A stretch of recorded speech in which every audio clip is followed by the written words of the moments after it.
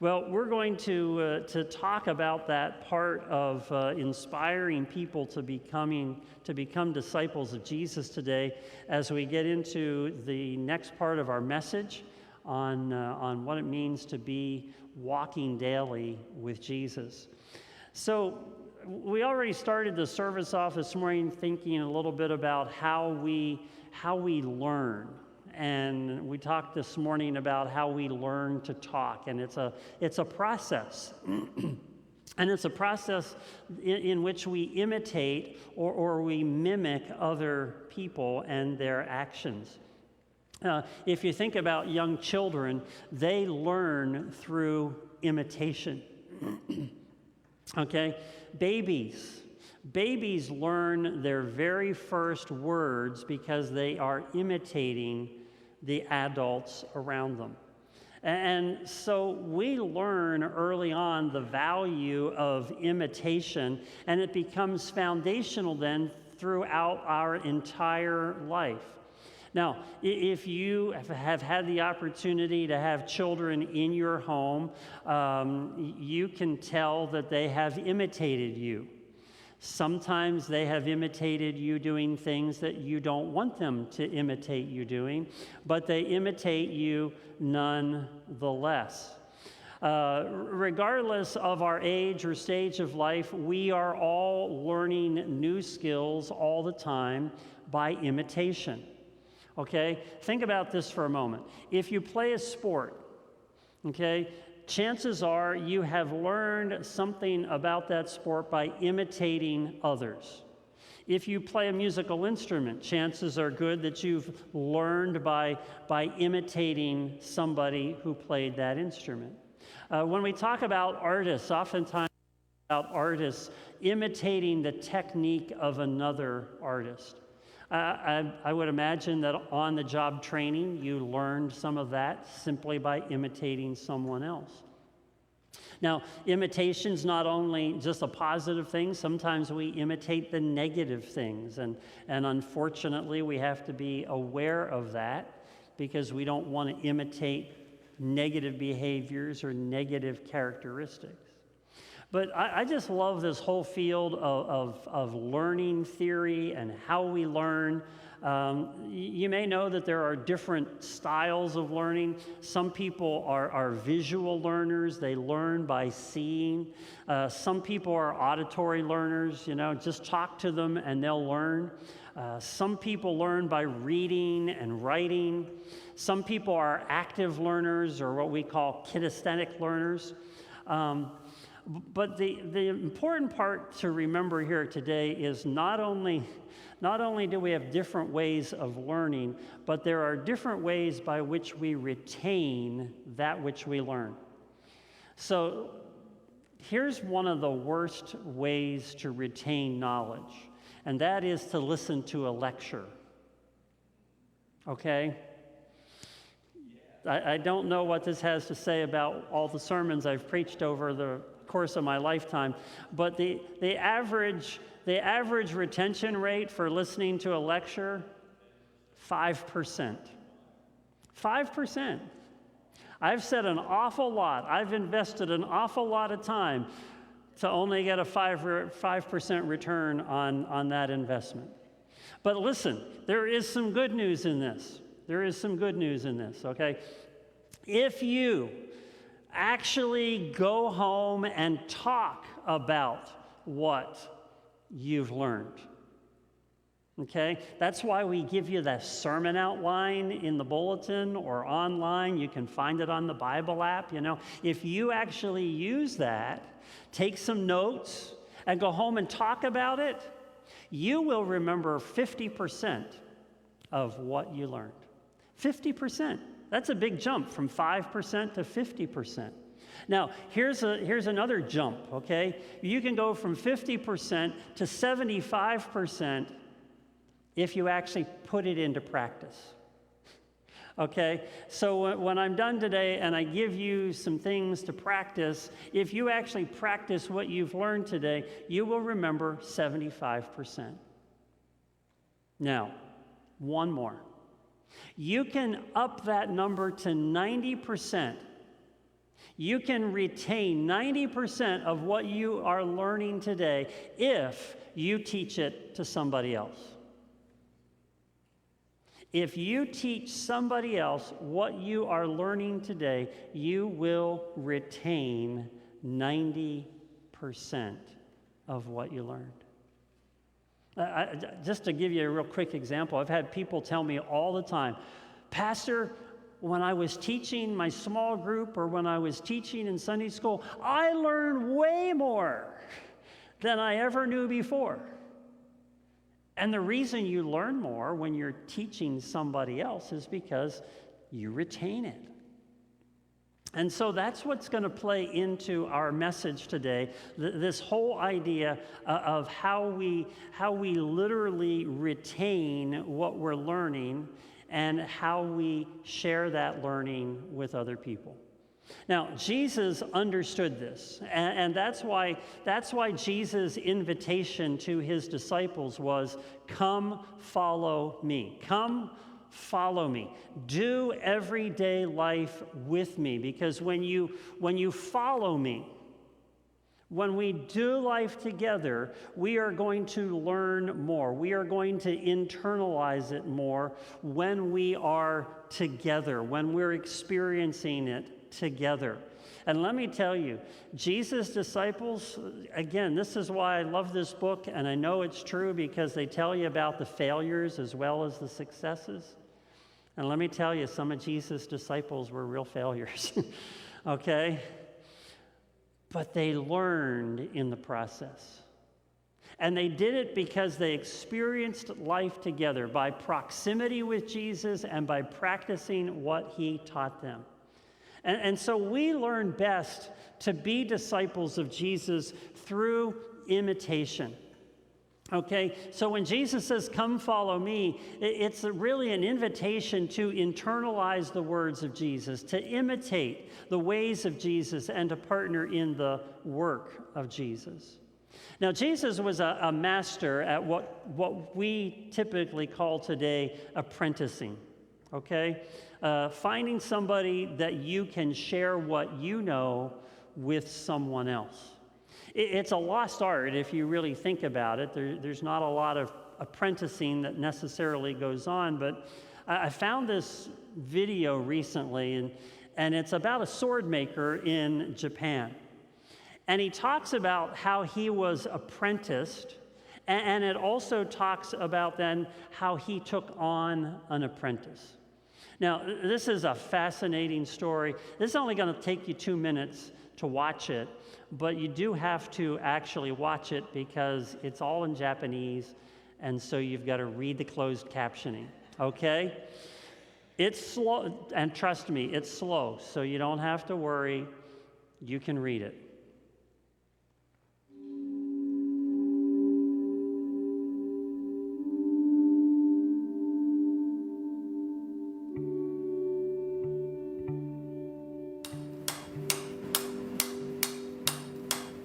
現在刀だけで生計を立てていける方っていうのは私を含めて日本で大体30名ぐらいと言われています。若い頃は刀が好きで作っていました。で年を重ねるごとにやはり日本人の美意識なり審美眼なり日本人の本質というものを次の世代に刀を通して伝えていこうと今思っています。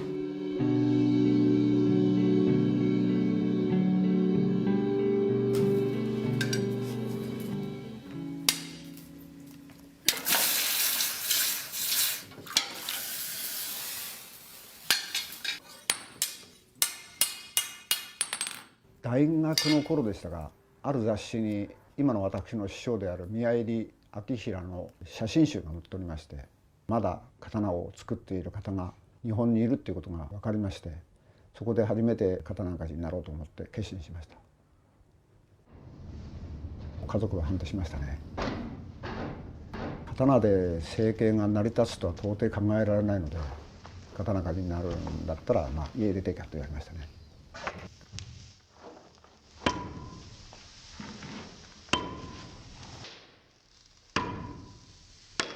平安鎌倉時代の刀、いわゆる古刀というものは作り方も製法、技術的なものもほとんど残されていません。再現というのは限りなく不可能です。不可能ですけれども、そこに私を感動させるものがありますので、それを目指して40年やり続けてきて、やっとこの5、6年に小作に1歩か2歩近づけるような作品ができてきました。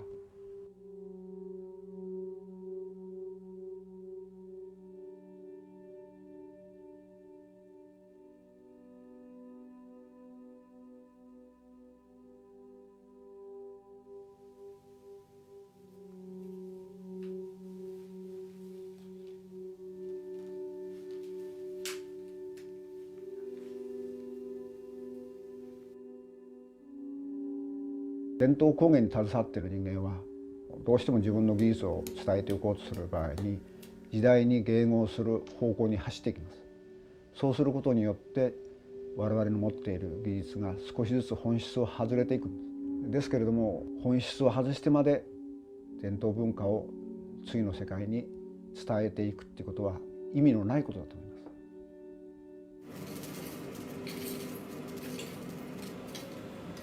弟子にはいつか私を超えてほしいと思っています。私より優れた弟子を育てることが私の役目であり、そうでなければ文化というものは風化してしまうのです。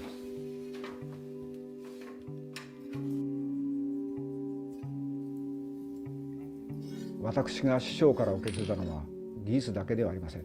師匠の刀に対する思いを受け継ぎました。私も弟子には私の刀の思いを伝えていきたいと思いますし、弟子も自分の刀に対する思いを次の世代に伝えていくものと思っています。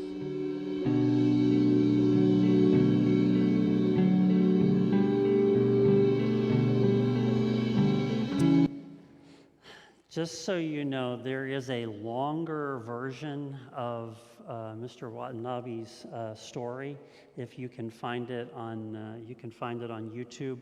It is fascinating, this whole idea of sword making. But there are two things in this short video that just stand out to me. And the first one is what he says. He says, "I want my disciple to surpass me as a sword maker. I want him to surpass me." When I first read that, I was like, that's what Jesus wants for us, right? It was Jesus who said to his disciples, "Greater things will you do." And that's exactly what Jesus wants for us. He wants us to surpass him in disciple making. And then he goes on and he says this, he says, my duty is to build up a better disciple than me. Otherwise, the tradition will wear thin. Just listen to that for a moment. My duty is to build up a disciple better than me. You see, that's what Mr. The sword maker here wants to do.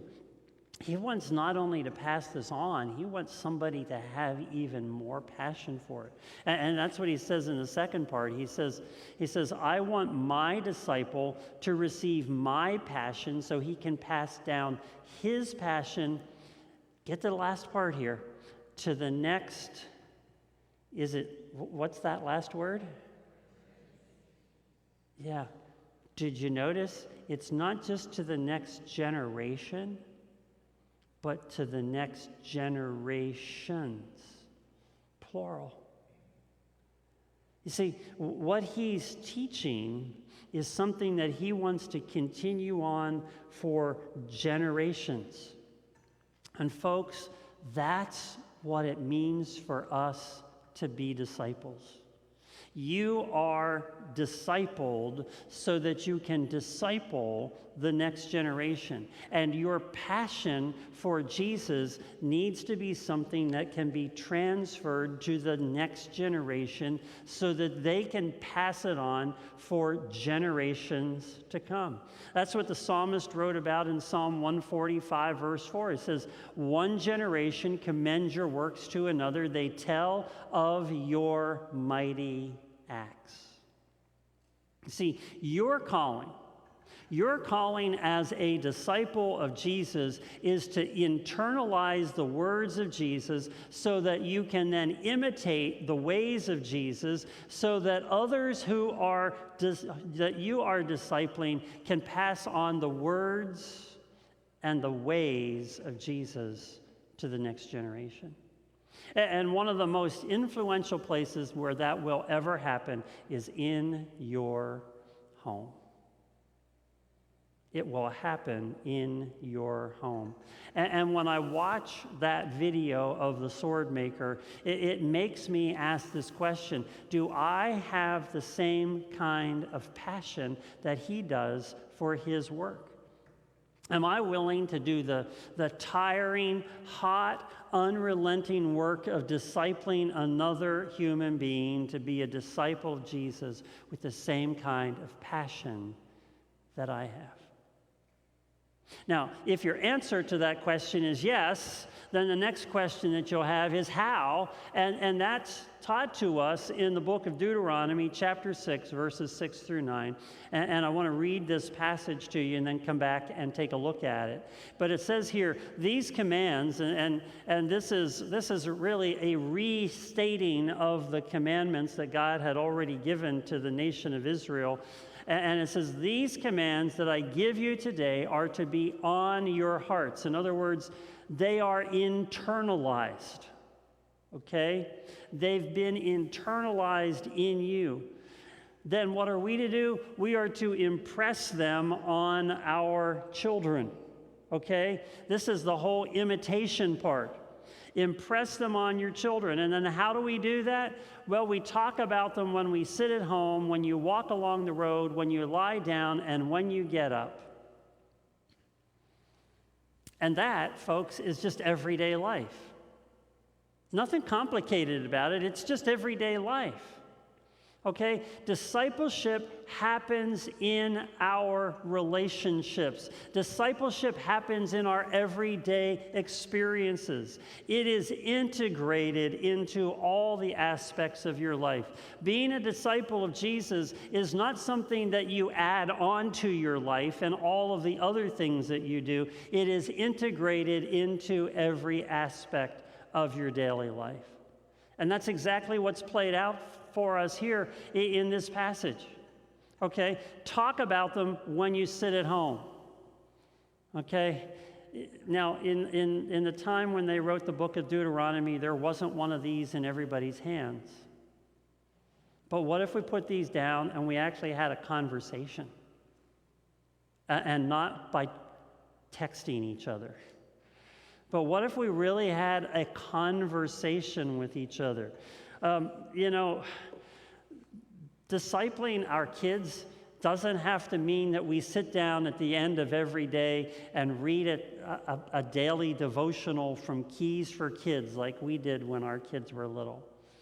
You remember sitting on the sofa? We had 3 little kids who were bouncing on the sofa and we're trying, listen while we read. It was really a good idea. And if you can succeed in that at home, awesome. If you can do it every day, awesome. If you get to it once a week, that's great. But listen, every day you have the opportunity to have a conversation with someone else. And so when you're sitting at home, have a conversation. Okay? Have a conversation about how your day and the scriptures intersect with each other. And as I'm going to get to in just a moment, don't worry about whether or not you have all the answers. So talk about them when you sit at home. Talk about them when you walk along the way. Now remember, when Deuteronomy was written, we didn't have any kind of conveyance other than shoe leather. So what could we say today? When you're driving in the car, okay? I mean, what do you think about when you get in the car with somebody else? Do you think about having a conversation? How about with your kids? Do you put your kids in the back of the car and say, here, don't bother me while I'm driving? Now, not to say that there aren't good times to use this, okay? But what about the captive time that we have. When you got your kids captive in the car, what better time is there to talk about what's happening in their life? And so impress upon them when you sit at home, when you walk along the way, when you lie down at night. You know, I see somebody here in a room who loves to talk about their kids and their questions. I just love those things. And I love it. I love it when parents come to me and say, I've got to tell you what my child asked me last night when we were getting ready to go to bed. I love those questions. I don't want to have to answer your kids' questions, but I love them, okay? But what better time is there? As a parent, as a grandparent, as an aunt or uncle, just you lie them down and they start talking. And they'll ask some really great questions like, where does God live? You know, I know there were some kids who think that God lives here, and sometimes they think I'm God because I live here. But that's a whole other topic for another day. Anyway, but questions. Questions when you lie down at night are wonderful opportunities. And like I say, you don't have to have an answer for every one of your kids' questions, okay? And when you come to me and ask for an answer, I probably won't have one either, but just ask your kids this. Well, what made you think of that? What is it that's on your mind? You know, why do you ask me that right now? All you got to do is ask. You don't necessarily have to have an answer because you know what? Kids just love to ask questions. That's the wonderful thing about kids. Kids ask 125 questions a day at least. Adults, we only ask 6. We should all be more like children, right? Asking more questions. So when do we impress upon our children our faith? Well, when we're sitting at home, when we're riding in the car, when we lay down at night, but also when you get up in the morning. When you get up in the morning. You know, there's lots of different ways to think about this. What do your kids catch you doing in the morning? Do they catch you spending time reading God's Word in the morning? Do they catch you screaming at the television because you turned the TV on, you know? How do you set the tone of your day? There's so many ways we could think about what it means when you get up. But the reality here is that we have to daily imitate the ways of Jesus. And these are exactly the things that Jesus did. Think about it for a moment. When Jesus was sitting around home with his disciples, they were chatting with each other, and Jesus was in the process of teaching them. When they walked along the road, that's when Jesus said, hey, look at those birds. And he told this whole story about how God provides for the birds. And if God provides for the birds, he'll provide for you. See, Jesus understood this principle from Deuteronomy chapter 6. I'm sure that there were a lot of nights when he and the disciples would lie down at the end of a day and they'd be like, but I don't understand, or I have a question about. And I'm sure that those conversations lasted long into the night. But think about this for a moment. What about when Jesus woke up in the morning? Do you know what Jesus did in the morning when he woke up? He oftentimes, the scripture tells us, went off to a quiet, lonely place. He wanted to get away from those disciples, I think. But when he got up in the morning, he wandered off to a quiet place. And what did the disciples learn from Jesus when he did that? They learned that they needed some quiet time as well. They needed to step aside and spend some time with the Father before they got on with the rest of their day. See, Jesus did what was commanded all the way back in Deuteronomy chapter 6. And parents, grandparents, aunts, uncles, friends, you are the primary vehicle through which the faith is passed on to the next generation. The church is here to partner with you, but the church is not The church is not the primary tool by which the faith gets passed on to the next generation. If you just stop and think about this for a moment, as parents, it's easy for us to pass on the responsibility of discipling our kids. Remember, discipleship's happening constantly, and it's not just about our faith, but we disciple our kids when they're learning from all of the other voices around them. But my question for you this morning, if you're a parent or if you're a grandparent, if you're an aunt or an uncle, what are they learning about being a disciple of Jesus from you? You know, prior to COVID, it might have been easy to say, well, we'll just lay that whole discipling thing for our kids off on the church. You know, at best, we got 40 minutes with your kids maybe once or twice a week. We'll never disciple your kids in that kind of an environment. We do our best. I mean, I love our teachers, and we have great people that are trying to disciple them. But folks, we're just a small little part of partnering with your major responsibility to disciple those kids. It has to come from you first and foremost. Now, the verse isn't done, by the way. Go to the next slide. It says there that we are to tie these teachings as symbols on our hands, bind them on our foreheads. I'm not going to get into that, but I like the last part. Write them on the door frames of your house and on your gates.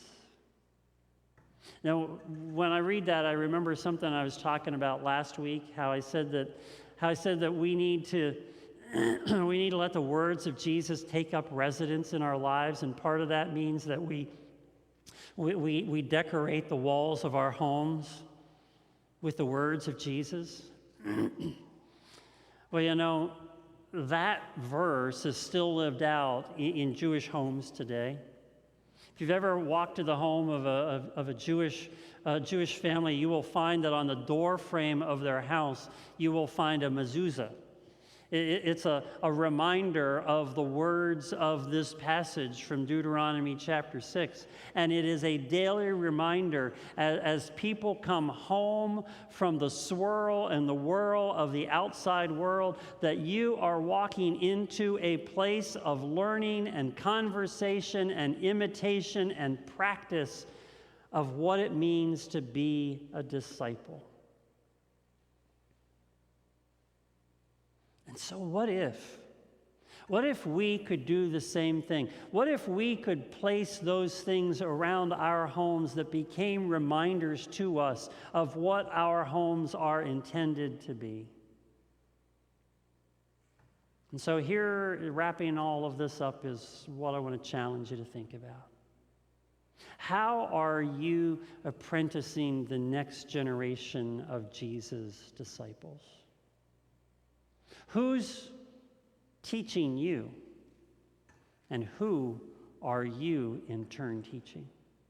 See, that's what apprenticing is all about. It's learning from a master so that you can become a master, so that you can teach someone else to master that same stuff.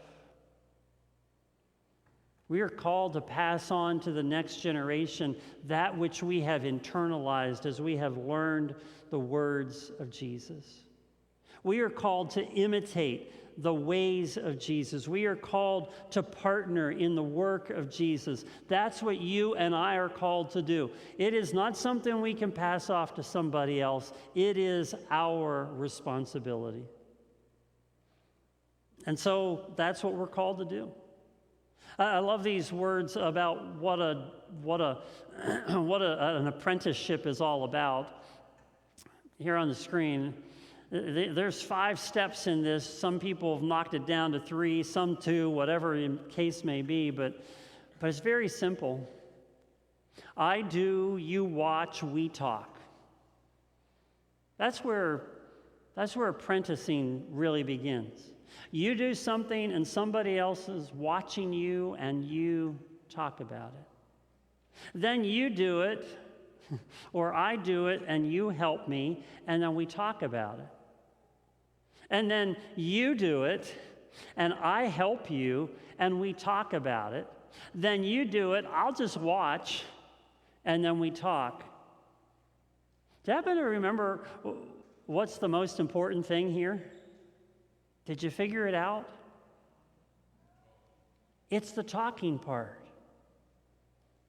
It's the talking part. And as you have discipled somebody, from them watching you to them doing it themselves, then the last part, you do, someone else watches you. That's our calling as disciples of Jesus. People watch us. People do what we do. We get the opportunity to talk about it, and then we get the blessing of watching as someone else begins to disciple the next person. Jesus modeled it for his disciples modeled it for their disciples, and on and on and on up until today. And now it is your turn to be a disciple who makes disciples. Would you join me in a word of prayer? Lord, there are so many things that we could teach each other, but the most important is that our lives, our conversations will forever influence the lives of the next generation.